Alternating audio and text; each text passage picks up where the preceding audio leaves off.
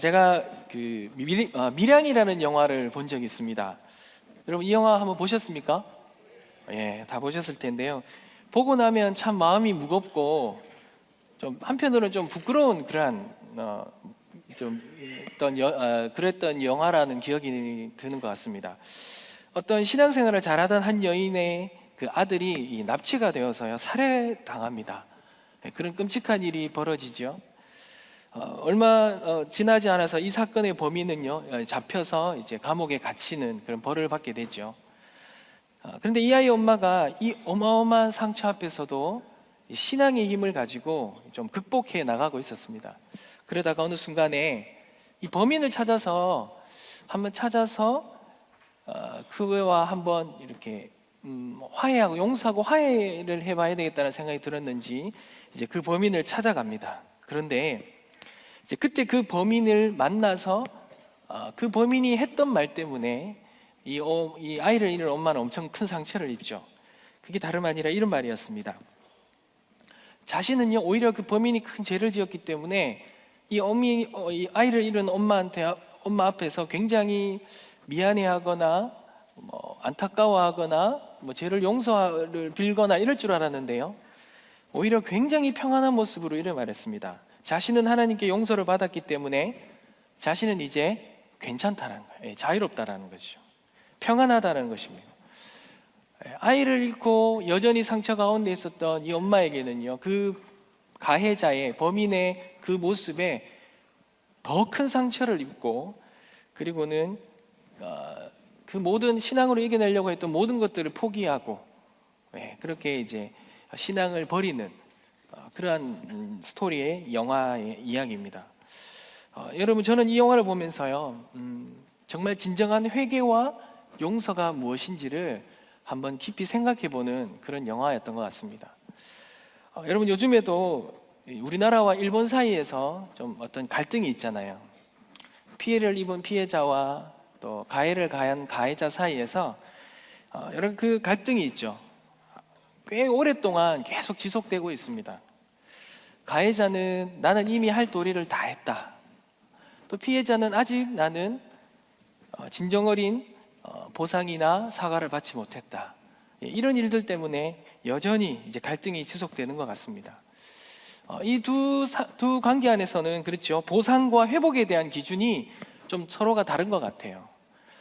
여러분 저는 오늘 저희들이 이제 함께 읽고 함께 나눌 이 말씀을 통해서 성경에서 말하는 진정한 사죄와 회복의 기준이 무엇인지를 한번 알아가는 그런 시간이 되었으면 좋겠습니다. 그러고 보니 제가 말씀을 안 읽었네요. 한번 읽도록 하겠습니다. 레위기서 5장 14절에서 6장 7절까지 말씀 함께 보겠습니다. 레위기서 5장 14절에서 6장 7절까지 말씀 다 찾으셨으면 한 절씩 교독하도록 하겠습니다. 제가 먼저 읽겠습니다. 여호와께서 모세에게 말씀하여 이르시되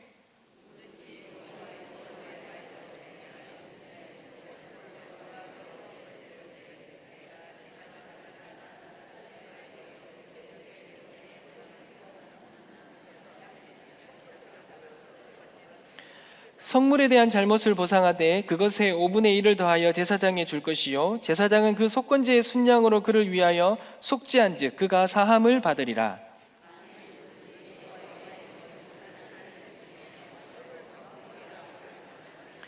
그는 내가 지정한 가치대로 양떼 중 흠 없는 순양을 속건제물로 제사장에게로 가져갈 것이요 제사장은 그가 부지 중에 범죄한 허물을 위하여 속죄한즉 그가 사함을 받으리라.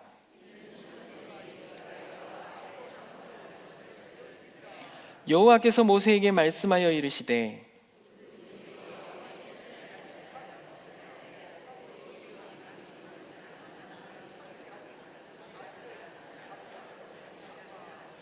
남의 잃은 물건을 줍고도 사실을 부인하여 거짓 맹세하는 등 사람이 이 모든 일 중에 하나라도 행하여 범죄하면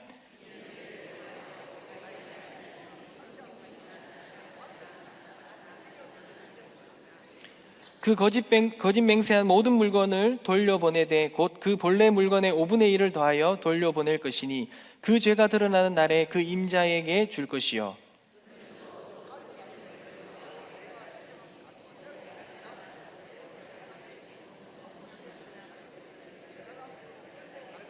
다 같이 읽겠습니다. 제사장은 여호와 앞에서 그를 위하여 속죄한즉 그는 무슨 허물이든지 사함을 받으리라. 아멘. 아멘.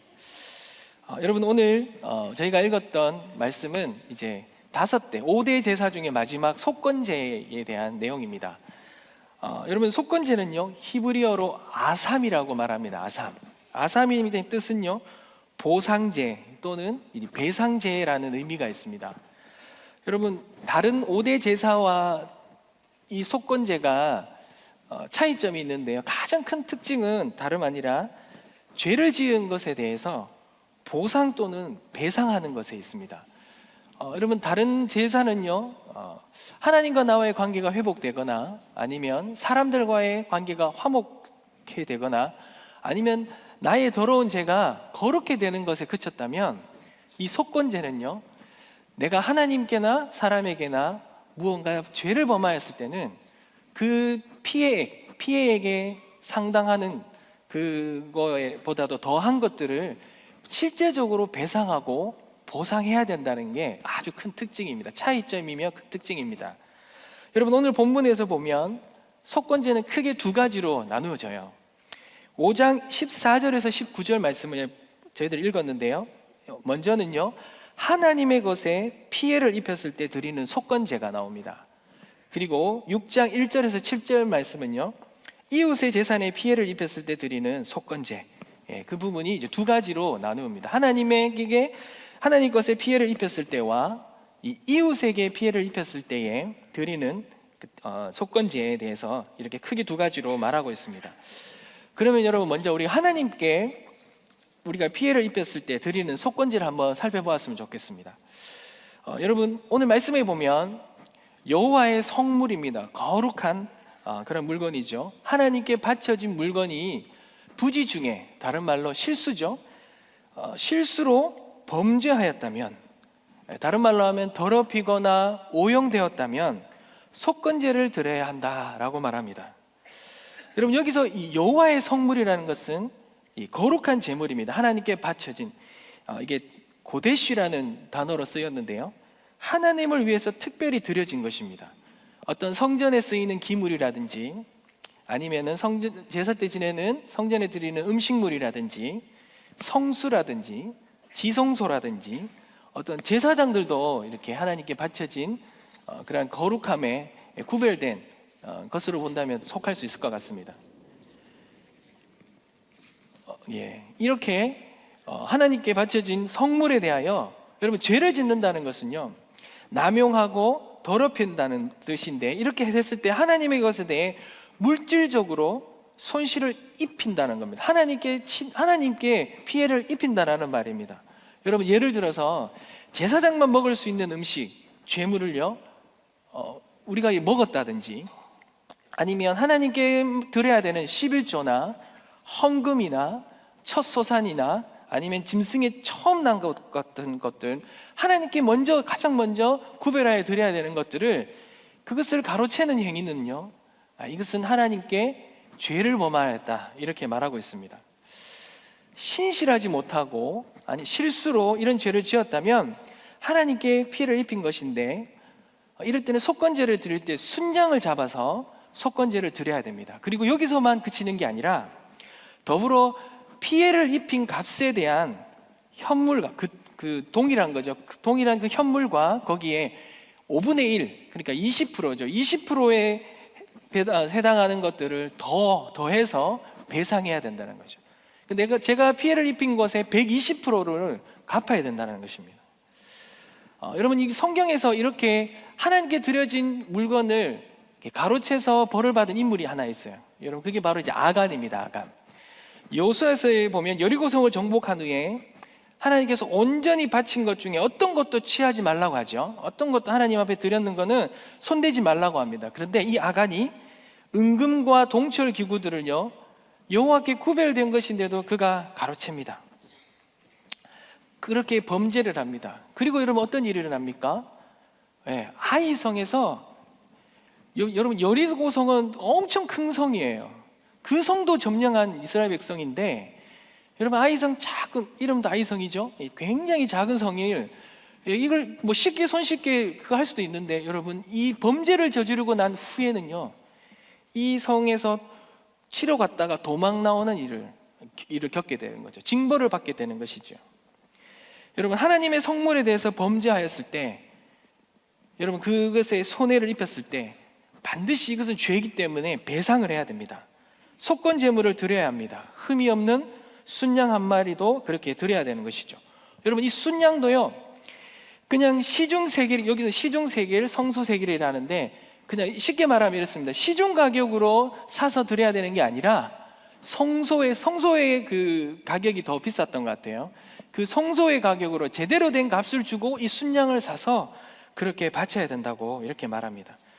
그리고 이 순양을 드린 속건 제물과 함께 20%를 더해서 그렇게 바쳐야 된다는 것이죠. 그리고 여러분, 또 하나님의 이런 성물 말고 17절에 보면 여호와의 계명에 대해서 부지 중에 범죄하였으면 속건제를 드려야 한다, 또 이렇게 나옵니다. 이 여호와의 계명은요, 앞에 여호와의 성물에 범죄한 것과 조금 달라요. 그것은 뭐냐면 20%의 배상금은 지불하지 않고 속건제물만 드리는 거죠. 속건제만 드리는 거죠. 왜냐하면 여러분, 사실은요, 이 경우는요, 여호와의 계명을 어긴 경우는 범인이 사실 누구인지 잘 모릅니다. 쉽게 말해서 심증은 있지만 물증이 없는 경우, 무슨 피해를 입힌 것 같은데 내가 직접 피해를 입혔는지 안 입혔는지를 모를 경우에는 그냥 속건제물만 이렇게 드린다고 합니다.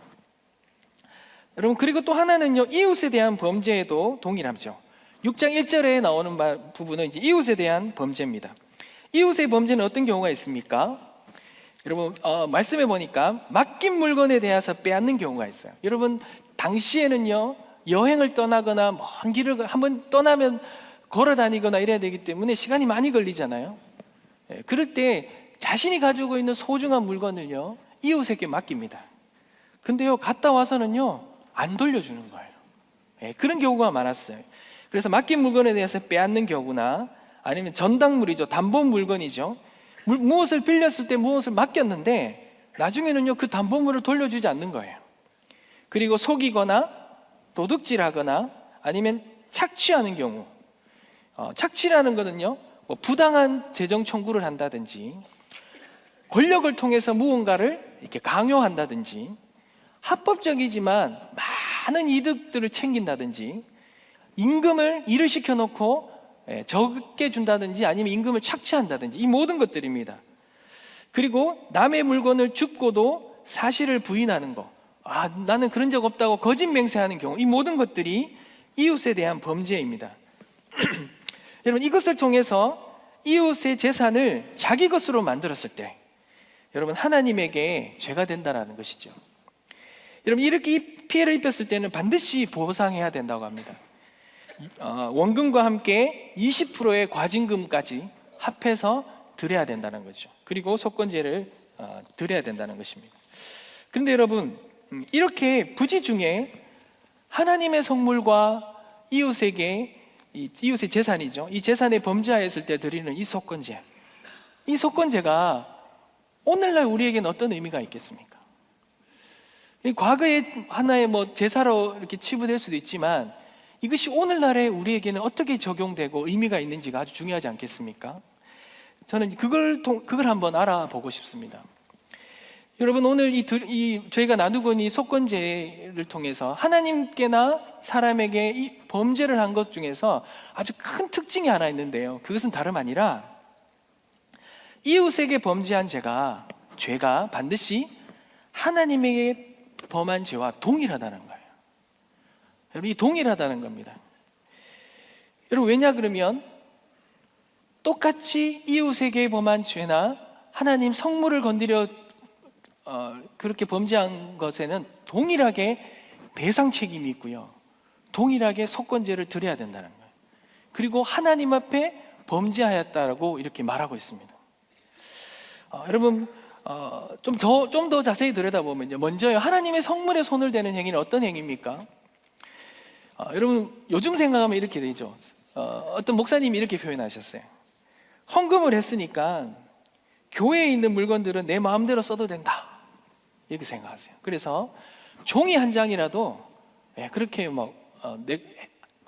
이거 했으니까 뭐 쓸 수 있지, 가볍게 생각하고 쓴다라는 거죠.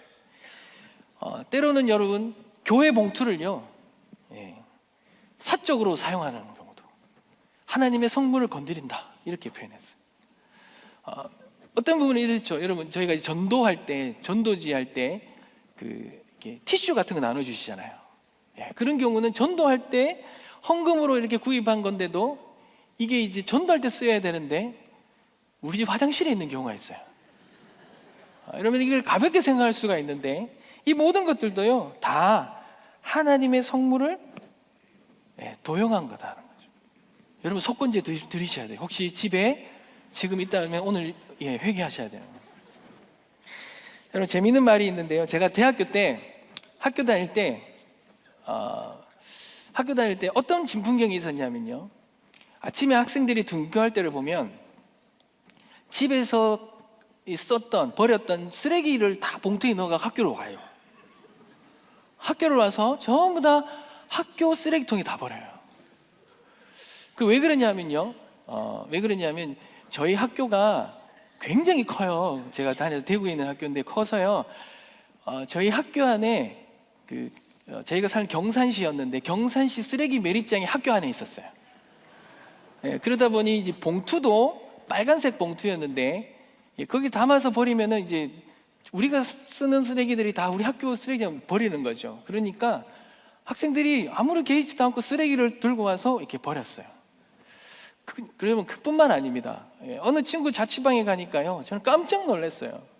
학교에 있는 모든 비품이 그 자취방에 다 있어요. 두루마리 휴지에서부터 심지어는 식당에 숟가락, 젓가락, 책상, 모이까지 다 갖다 놨어요. 그리고는요 학생들이 한마디 했어요. 뭐라 했냐면 내가 낸 공납금이 얼만데, 제가 다니던 대학교가 공납금이 엄청 비싸거든요. 근데 저희 수업 때는 보면요 분필밖에 안 썼어요. 그 학비가 다 어디 갔냐 그러면서 이제 그걸 합리화하면서 그렇게 막 가지고 썼던 기억이 있어요. 여러분 사실 우리가 이제 학교로 비유했지만 우리 교회 안에서도 그런 경우가 너무 많죠. 여러분 어떤 목사님이 이런 이야기를 하시는 걸 들었어요. 어느 교회에 이제 퇴임하는 목사님께서, 그 목사님이 퇴임하시는데 물건을 이렇게 정리를 하시면서요 쓰시던 봉투, 스카치 테이프, 모든 것들을 다 반납을 하고 가시더래요. 그래서 그 목사님이 물으셨어요. 목사님 왜 이런 거 다 쓰시는 거에 두고 가시냐 그랬더니 이제 나는 퇴임을 하고 교회에서 교회에서 나갈 건데 교회의 일을 위해서 하나님 헌금을 통해서 나에게 준 물건들을 내가 어떻게 이제 퇴임하고 나가는데 사적으로 이용하겠느냐 라고 하면서 이렇게 다 두고 가셨다는 거예요. 그리고는 개인의 비용을 들여서 개인적으로 이렇게 다 쓰신다는 거죠. 그걸 보면서 이 이야기를 하시는 목사님이 이렇게 말씀하셨어요. 처음 사역을 하면서 깨달으셨다는 거죠. 아 그렇구나, 하나님의 일을 하는 데서도 하나님의 것과 내 것을 분리할 줄 알아야 되는구나. 작은 부분에도 주인에게 바쳐진 물건을 내 것처럼 그렇게 사용해서는 안 되겠구나 라고 그렇게 생각하셨다고 합니다. 종이 한 장, 티슈 한 장이라도 여러분 이것이 적당하게 생각하고 그저 내가 쉽게 여기면서 쓰는 거, 그렇지 않은 거죠. 그리고 하나님께 드려야 되는 것들, 헌금이나 11조나 이 모든 것들도요 하나님 앞에 드려야 되는 것들을 우리가 드리지 않고 가로챈다는 것은, 여러분 이것은 우리가 하나님 앞에 그렇게 범죄하고 있는, 부지중예라든지 아니면 실수나 여러 가지 경우라도 상관없이 여러분 우리가 하나님 앞에 범죄하는 것과 마찬가지라는 것이죠. 여러분 그럼 이웃은 어떻습니까? 거짓과 사기와 거짓 맹세 여러 가지 이런 걸 통해서 이웃의 재산을 자기 것으로 만들 때 여러분 사람에게 행한 것이지만 하나님에게 죄가 된다고 말합니다. 여러분 이웃의 범한 죄가 하나님께 범한 죄와 똑같다라는 것을 보여주는 성경의 인물이 있습니다. 여러분 요셉. 여러분 요셉이요, 보디발의 아내에게 유혹을 받잖아요. 동침할 것을 요구받을 때 요셉이 어떻게 말합니까? 요셉이 이렇게 말합니다. 보디발에게 죄를 짓는 것과 동시에 하나님 앞에 죄를 짓는다고 이렇게 고백합니다. 여러분, 우리는 흔히 하나님 앞에 죄를 짓는 것은 두려워하지만 하나님의 것을 가로채거나 하나님 것을 내 것으로 만드는 데는 양심에, 우리 그리스도인의 양심에 거북함이, 꺼리낌이 있어요. 그런데 사람들에게 행하는 죄는요, 사람들을 힘들게 하거나 어렵게 하거나 그것을 가로채는 것들은 그만큼 두려워하지 않을 때가 있어요. 여러분, 교회에서는요 참 좋은 분이셔요. 그런데 회사에서, 그분이 다니시는 회사나 운영하시는 회사에서 너무나 비인격적으로 직원들을 착취하거나 어렵게 하거나 이런 경우들이 있죠. 여러분, 이웃에게 행하는 것이 하나님에게 행하는 것과 동일시하다면 과연 이렇게 할 수 있을까요? 어떤 부분에서는요, 여러분, 하나님은요 이웃에게 범죄한 것을 더 시급하게, 더 중요하게 생각하고 회개하라고까지 말씀하십니다. 여러분, 오늘 말씀해 보면 하나님의 재산에 피해를 입혔을 때는 순서가 있어요. 속건제를 드린 다음에 원금과 함께 20%의 과징금을 내라고 말합니다. 그런데 이웃에게는요, 원금과 20%의 과징금을 먼저 배상한 후에 와서 속건제를 드리라 합니다. 여러분, 이게 뭘 말하는 겁니까? 이웃에게는요, 하나님 앞에 속건제를 드리기 전에 먼저 충분한 배상을 해야 한다는 거예요. 충분한 잘못을 인정하고 용서를 구하는 행위, 그 다음에 하나님께 속건제를 드려야 된다는 겁니다. 그만큼 여러분, 이웃에게 용서를 구하는 행위가 하나님 앞에 나와서 속건제를 드리는 것만큼 더 중요하다는 것입니다. 여러분, 이것은 예수님께서 산상수훈에서 말씀하고 계셔요. 마태복음 5장 24절에 보면, 그러므로 23절에서 26절까지 말씀을 보면요, 그러므로 예물을 제단에 드리려다가 거기서 내 형제에게 원망 들을 만한 일이 있는 것이 생각나거든 예물을 제단 앞에 두고, 여러분, 예배를 드리러 앉았는데 생각이 난 거예요. 그때는요, 예물을 제단 앞에 두고 먼저 가서 형제와 화목하고 그 후에 와서 예물을 드리라. 너를 고발하는 자와 함께 길에 있을 때에 급히 사과하라는 거죠. 그 고발하는 자가 너를 재판관에게 내어주고 재판관이 옥리에게 내어주어 옥에 가둘까 염려하라. 진실로 내게 이르노니 내가 한 푼이라도 남김없이 다 갚기 전에는 결코 거기서 나오지 못하리라. 여러분, 다른 성경에서 보면 이렇게 표현합니다. 머리 한 톨이라도, 한 톨에 그거라도 해결이 되지 않으면 나오지 못한다라고 이렇게 말하고 있습니다. 여러분, 이웃과 화해 없이 하나님 앞에 용서나 화해는 없다라는 거예요. 예배보다도 더 중요한 것이 이웃의 피해를 입힌 것에 대한 보상과 화해라는 것이죠. 여러분, 제가 앞서서 밀양의 영화 이야기를 했는데요, 여러분, 그 범죄자가 범한 가장 큰 실수가 뭡니까? 그 피해자의 아픔에 먼저 용서를 구하고, 여러분, 철저한 회개가 선행되어야 한다는 거예요. 그 다음에 하나님 앞에 나아갈 때 하나님은요, 그 용서와 그 회개를 진심으로 받아들이고 사함을 주신다라는 겁니다. 여러분, 사실은 이 범죄자는요, 기독교의 뭔지를 실제로 몰랐던 거예요. 여러분, 요즘에도 그런 경우가 많죠. 어떤 큰 죄를 지었는데 하나님 앞에서 자유롭다, 죄 없는 사람이 어디 있냐라고 그 피해를 입은 사람들의 마음은 전혀 만져주지 않으면서 당연하게 생각하고 내 자신이 자유롭다고 말하는 경우가 많죠. 여러분, 하나님은 그렇게 말씀하시지 않았습니다. 갚아야 될 것은 갚아야 되고요, 매 맞아야 될 것은 매를 맞아야 되고요, 감당해야 될 것은 감당해야 되는 것이 하나님의 말씀인 것이죠. 이것이 진정한 참회인 것입니다.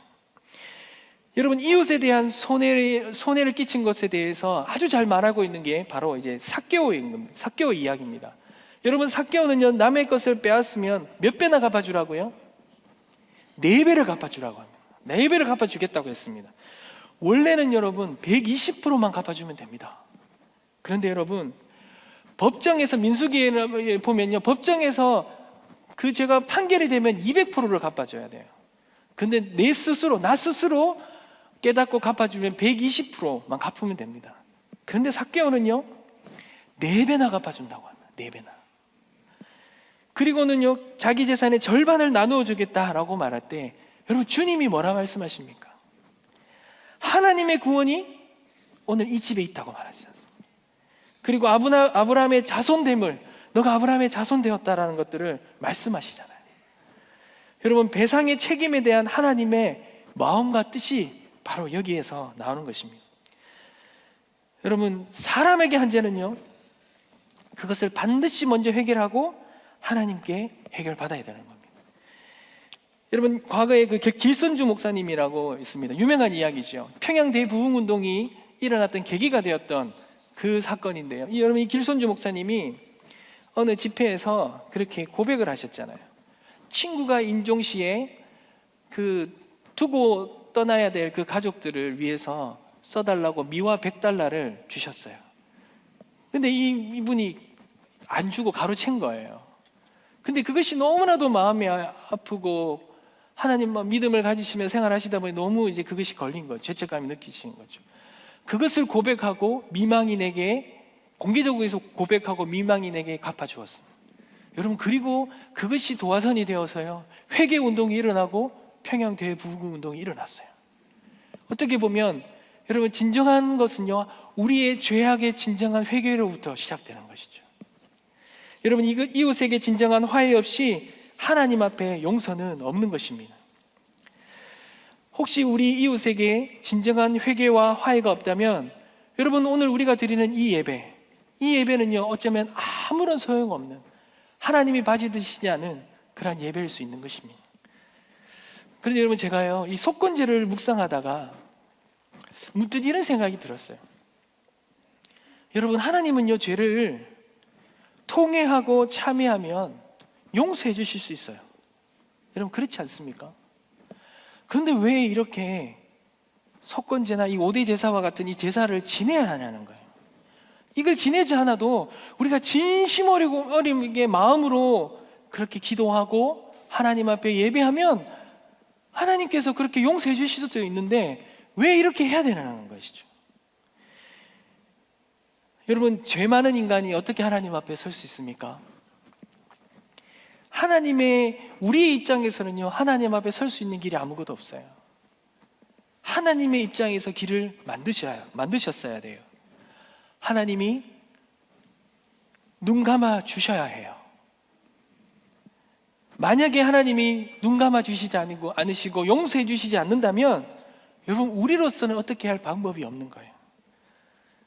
그래서 이 모든 것들은 하나님이 약속하시고 만든 것인데, 근데 그것대로 나아가면, 하나님이 원하시고 약속하신 대로 우리가 그대로 행해서 나아가면, 하나님이 우리가 여전히 죄가 있음에도 죄가 없는 존재처럼 그렇게 만들어주시고 여겨주신다고 그렇게 하셨어요. 여러분, 죄를요 그렇게 하나님 앞에서 통회하고 회개하면 하나님 그렇게 해주셔요. 그런데 왜 이 제사를 지내야 될까요? 여러분, 저는요 이 말씀 준비하다가 제가 옛날에 죄를 지었고 굉장히 힘들었을 때가 생각이 나더라고요. 씻을 수 없고 용서받을 수 없는, 너무나도 상대방의 마음을 아프게 했던 그 죄가 떠올랐어요. 근데요 그때요 그 죄를 가지고 하나님 앞에도 많이 울었어요. 많이 울고 많이 통회하고 많이 그렇게 했었어요. 근데 여러분, 말씀을 통해서도 하나님이 그렇게 했을 때 용서해 주시겠다라는 음성도 들었어요. 그런데 여러분, 제 안에 뭐가 계속 남아있냐니까요. 죄책감이 남아있어요. 죄책이 남아있어요. 이 오염된 찌꺼기까지는요 제거가 안 돼요. 여러분, 이게 안 되더라고요. 여전히 그 죄가 떠오르면요, 한편으로는 하나님 만나주셨던 그 기억도 되지만 한편으로는요 제가 지음으로 해서 피해를 입힌, 상처를 받은 사람들, 그리고 그것 때문에 저는 점점 작아지고요 너무 괴로워지고 힘들어지는 것을 보게 되었어요. 여러분, 이것이 여전히 우리에게는 해결되지 않고 남아있는 것이죠. 여러분, 근데 그런 것들을 아시고 하나님은요, 그런 것들을 아시고 하나님이 용서해 주실 수도 있음에도 불구하고 이러한 제사 제도를 통해서 진정으로 우리에게 주시고자 했던 것은 이 죄책까지, 오염에 찌들려져 있는, 죄로 인해 오염되어 있는 이 찌꺼기까지 모든 것들을 다 깨끗하게 씻겨주시기 위한 하나님의 은혜였던 것 같습니다.